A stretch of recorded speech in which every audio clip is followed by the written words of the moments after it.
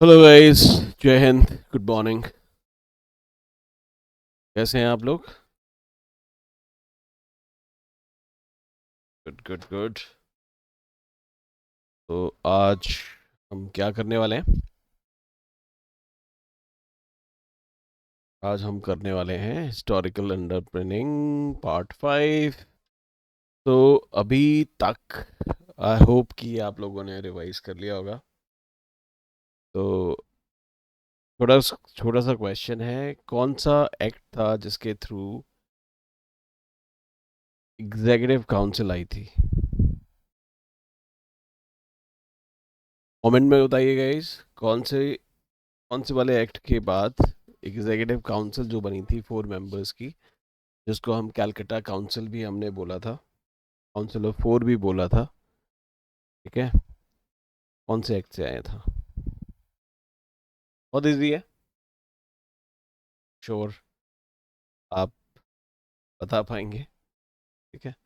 कौन से वाले एक्ट से फर्स्ट टाइम ब्रिटेन की गवर्नमेंट ने बोला था कि जो पोजेशंस हैं ब्रिटिश के, जो मतलब जो ईस्ट इंडिया कंपनी ने जो टेरिटरी ऑक्यूपाई करके रखी हुई है वो ब्रिटिश पोजेशंस हैं? कौन से वाले एक्ट में? ठीक है, तो कमेंट में बताइएगा इस क्योंकि सब कुछ कराया हुआ है। मैंने बताया था आपको, PITTES, double government, board of control, board of directors, कौन से वाले एक्ट से आए थे? तो प्लीज़ रिवाइज करते रहिए। रिविजन बहुत इंपॉर्टेंट है।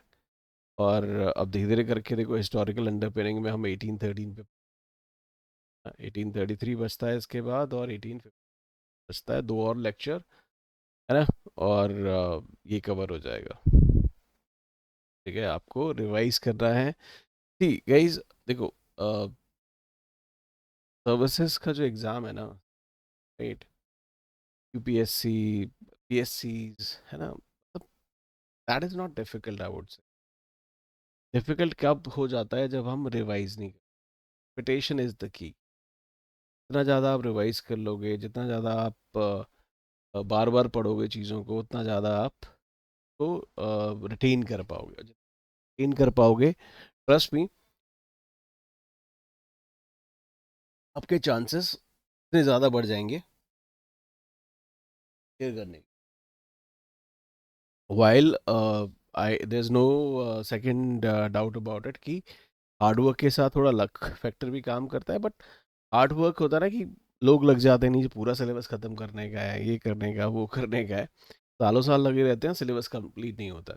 तो इट इज़ लाइक, जो भी पढ़ो तरीके से पढ़ो, टाइम से उसको रिवाइज करो, ताकि आप उसको यूटिलाइज कर पाओ।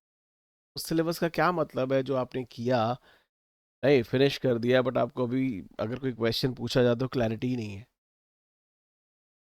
ठीक है, तो क्लैरिटी के साथ पढ़िए, बार बार रिवाइज करिए, बार बार रिवाइज करिए, बार बार रिवाइज करिए।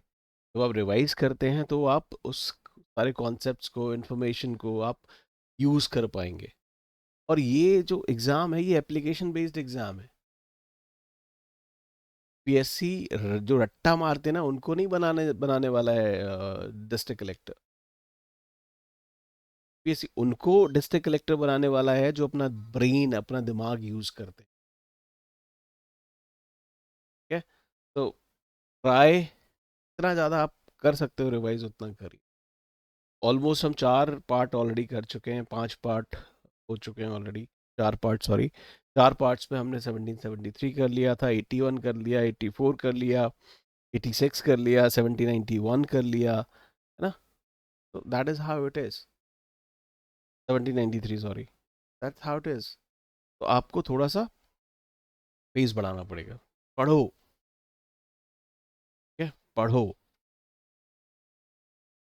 कहीं पे भी आप अटकते हैं, कहीं पे आप प्रॉब्लम आपको फेस होती है, आपको नहीं समझ आ रहा क्या करूं क्या नहीं करूं, आपके पास मेरा टेलीग्राम डिटेल्स हैं, आप मुझे कर सकते हैं यार। I am even available on calls. अगर आपको कोई challenges, if in case you guys face any kind of challenge, कोई दिक्कत होती है, आपको समझ नहीं आता कैसे क्या करूं, not only limited to polity, कोई भी subject, history, geography, polity, economics, economy, any subject जहाँ पे आपको प्रॉब्लम हो, I be able to help. Getting my point? तो लोड ज़्यादा नहीं लेने का है, but keep on repeating, revise करिए जितना ज़्यादा आप कर। Revision is the key, repetition is the key. दोहराना, बार बार दोहराना, यही एक कुंजी है सब।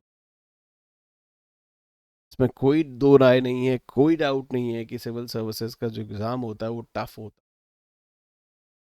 वो टफ इसलिए और हो जाता है जब आपके पास क्लैरिटी नहीं रहती। ठीक है, जो भी आप पढ़ें उसको बार बार पढ़िएगा। बोले, तो चलते हैं टॉपिक की तरफ। आज हम कर रहे हैं 1813। ये थोड़ा मेरी तरफ ये छुप गया है कैसा, 1813 जो लिखा हुआ है मैंने। ठीक है, आगे बढ़ते हैं। तो दिस इज एक्ट ऑफ 1813। अब 1813 से पहले, ठीक है, ये रहा 1813 अभी हम करेंगे। अब पे पहला हम देखते हैं, इट अबॉलिश्ड। तो पहला ही क्या था, it abolished the trade monopoly of the company in India, that is the Indian trade was thrown open to all British merchants. However, it continued the monopoly of the company over trade and tea and trade with China. यहाँ पे guys हुआ क्या, आपने नाम सुना होगा Napoleon Bonaparte, सुना है? उसने दो डिक्री, मतलब उसने सैंक्शंस लगा दिए। ठीक है, उसे सैंक्शन क्या लगाए, उसने ये बोला कि कोई भी कंट्री जो है वो ब्रिटेन के साथ ट्रेड नहीं करेगा।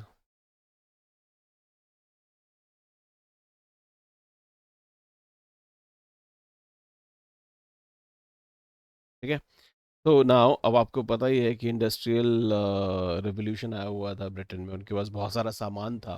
अब सामान किधर बेचेंगे? प्रोडक्ट्स तो बना लिए उन्होंने, अब प्रोडक्ट्स किधर बेचेंगे?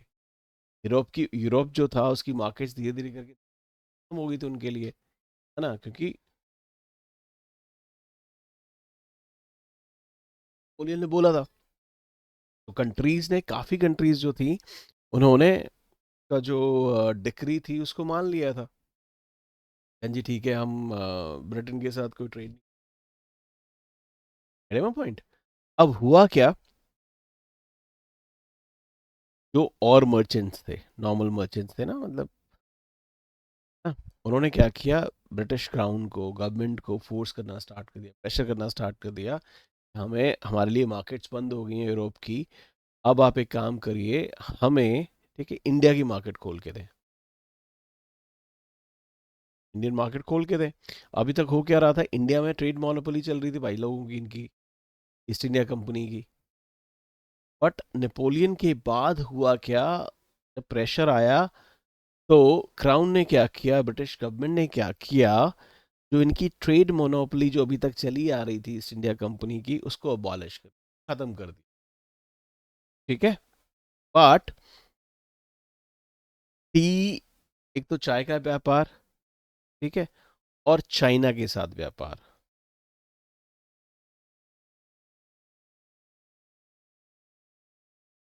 ये बहुत बड़ा चंक था, अराउंड 66% के आसपास का हिसाब किताब, 60% से ऊपर ही था। ठीक है, सो ट्रेड मोनोपोली तो अबॉलिश कर दी गई थी, लेकिन चाय के साथ टी टी का जो चाय का व्यापार था, और चाइना के साथ जो व्यापार था, ट्रेड विद चाइना और टी कंटिन्यू है। तो अगर ये बोलो कि अब जो ट्रेड मोनोपोली थी, except tea trade and trade with China, वो अबॉलिश कर दी। बाकी जो भी ट्रेड था, वो उस बाकी जो ब्रिटिश मर्चेंट थे उनके लिए खोल दिया गया था। समझ आया क्यों हुआ ये सब कुछ? कि यूरोप के अंदर नेपोलियन ने एक डिक्री दे दी थी कि भाई साहब, अब ईस्ट इंडिया ब्रिटेन के साथ कोई ट्रेड नहीं करेगा, कोई कंट्री ट्रेड नहीं करेगा, जो भी आपकी ज़रूरतें होंगी वो मैं देख लूंगा, ठीक है, बट ब्रिटेन के साथ कोई ट्रेड। क्लियर है? सो ट्रेड मोनोपोली अबॉलिश हुई बट पूरी तरह से नहीं हुई. T with T trade and trade with China continue रहा. ठीक है, आगे चले. अगैन इस एक्ट में बोला गया भाई साहब वही सो जो जितनी भी कंपनी की टेरिटरी है इंडिया के अंदर उस पर सॉवरेनिटी असर्ट करी क्राउन ने. और ये क्वेश्चन आता है कि which act asserted the sovereignty of like British crown in territories. Question आता है, सीधा सीधा क्वेश्चन, सीधा सीधा प्रीवियस क्वेश्चंस में है, मैं आपको दिखाऊंगा. तो याद ध्यान रखना. It asserted the sovereignty of the British crown over the company territories. ठीक है. सो पहला, मोनोपोली अबॉलिश कर दी except free trade and trade with China. Second, it asserted the sovereignty of the British crown over the India. ठीक है. इसी act के through क्या हुआ, जो क्रिश्चियन मिशनरीज थे, ठीक है, वो इंडिया आ सकते थे और अपना रिलीजन जो है, क्रिश्चियनिटी जो है, उसको प्रोपगेट कर सकते थे इसी एक्ट के थ्रू. ठीक है. पहला क्या था, the first one was trade monopoly जो थी वो अबॉलिश हुई, except tea trade and trade with China. क्यों हुआ? क्योंकि नेपोलियन का प्रेशर था ऑन अदर कंट्रीज और मार्केट जो थी यूरोप की ऑलमोस्ट खत्म हो गई थी फॉर ब्रिटिश.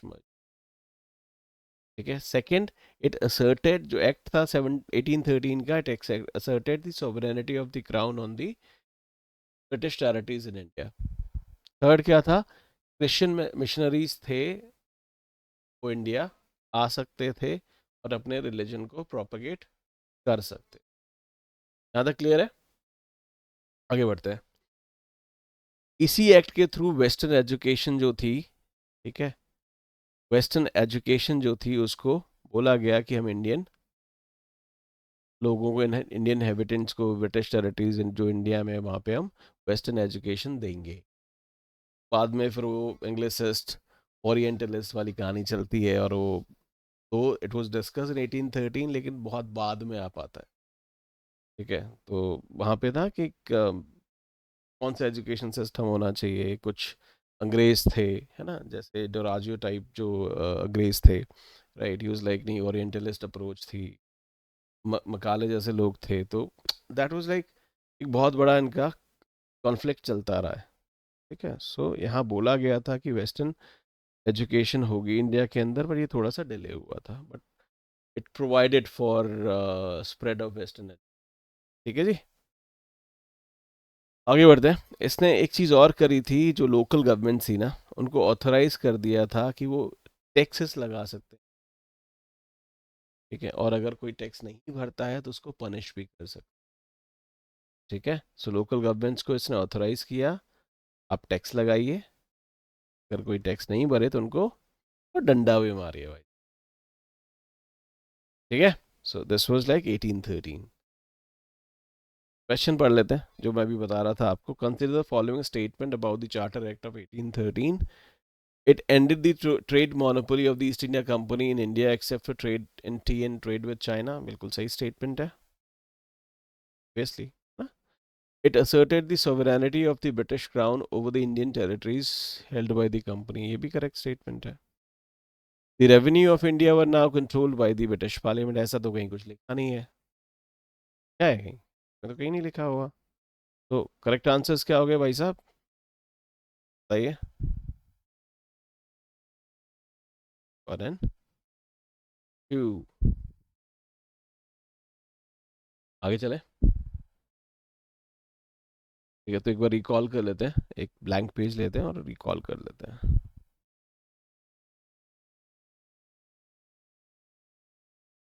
मोटे मोटी चीज़ है. पहला तो यही था, क्या था 1813 में, ट्रेड मोनोपोली जो थी, मोनोपोली खत्म कर दी गई थी एक्सेप्ट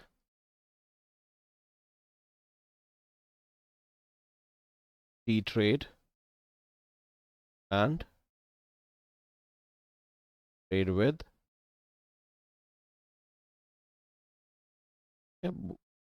बोनापार्टा जो था। हाँ, ठीक है। और क्या था? क्रिश्चियन जो मिशनरीज थे वो यहाँ पे वेस्टर्न, तो वो अपना रिलीजन जो है वो स्प्रेड करने के लिए आ सकते थे। ठीक है। इसी एक्ट ने ब्रिटिश क्राउन की सोवरेनिटी असर्ट करी, जो ईस्ट इंडिया कंपनी की जो ब्रिटिश टेरिटरीज थी इंडिया के ऊपर, इट असर्टेड दी सोवरेनिटी। इसी में एक पॉइंट आया था कि वेस्टर्न एजुकेशन जो है हम नेटिव्स को देंगे।